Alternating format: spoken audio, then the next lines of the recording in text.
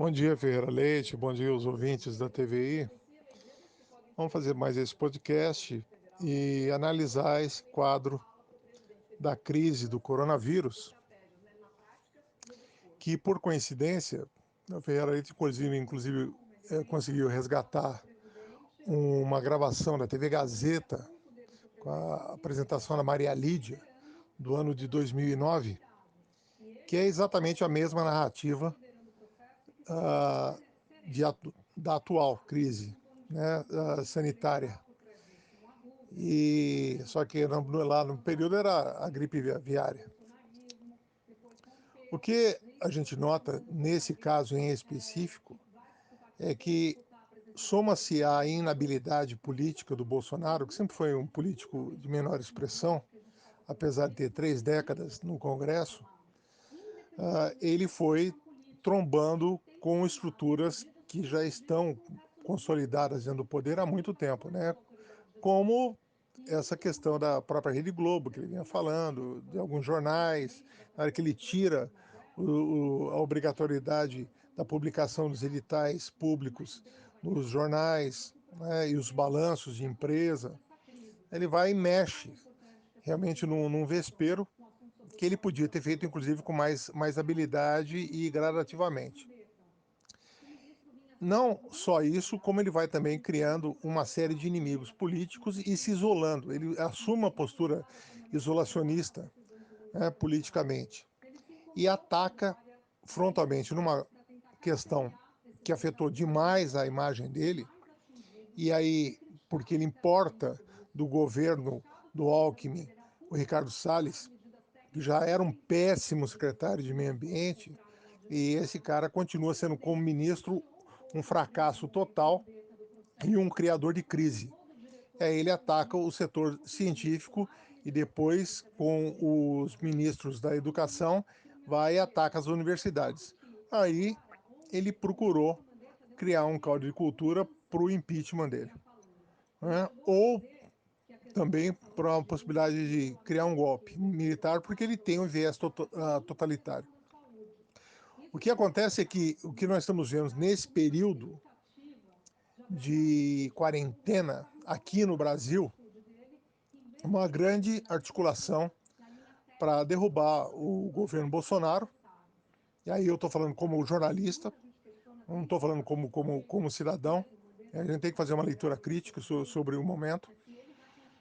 E esses vários atores sociais, né, e segmentos sociais que ele foi atacando ao longo do tempo, se uniram, inclusive boa parte das Forças Armadas, e se realinharam, tá, para realmente tirar o Bolsonaro de cena, porque inclusive ele vem mostrando um desequilíbrio emocional muito grande na tomada de decisão dele, inclusive nos próprias entrevistas que ele dá, na postura pessoal dele, né? E aí está sendo encabeçado pelos os dois governadores mais importantes do país, né? Pelo vice do Rio de Janeiro e pelo Dória em São Paulo. E estão puxando esse processo, já realinharam com boa parte da imprensa, isso através do Dória, que já tem muito tempo de imprensa e conhece todo mundo, né, no meio, conhece os donos desses veículos de comunicação, e estou aproveitando a questão do coronavírus, tá, para fazer essa recomposição política. E aí a gente vai entrar numa encruzilhada que eu calculo que não vai demorar muito, coisa de 10 dias no máximo. A gente vai ter ou um golpe militar, e aí patrocinado pelo Bolsonaro e com as forças que o apoiam, ou nós teremos um impeachment ou afastamento incondicional do Bolsonaro do governo e a assumida do general Mourão. Como o governo Bolsonaro já está bem trincado, né, está bem dividido, e ele optou pela ala mais radical, mais extremista, que é ligada ao Olavo de Carvalho, que é até um absurdo tomar esse homem como sendo o mentor do governo, porque ele não tem credibilidade nenhuma. E então ele radicaliza ainda mais o discurso. Teve agora a reunião hoje ocorrida com os governadores do Sudeste e que ele atacou violentamente o Dória. O que eu consegui apurar, que quase chegaram a vias de fato, né, quando chegaram a se pegar dentro da sala de reunião, diz que foi um negócio bem violento, e só deu munição para que se continue esse bombardeio em cima dele. Ele foi inábil? Foi. A sorte dele, que ele não ter caído até esse momento, que ele tem um bom ministro da Saúde.